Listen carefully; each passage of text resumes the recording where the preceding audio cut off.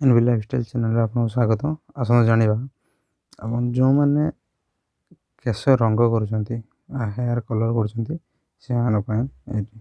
केश hair colour करुले सावधान रुहतु कहीं से विषय जो क्षति हे जाना। बर्तमान लोक मानकर अल्प बयस केश धड़ा हो जाता देखा मिली। ये परिस्थिति लोक मैंने धड़ा केश को लुचाइवाई केश केमिकल रंगर प्रयोग करती। तेज आसतु जाना लगाइवा द्वारा कौन हुए। जदि आप आजमा समस्या अच्छी तेज आप केमिकल केश रंग लगाइवा उचित नुहे।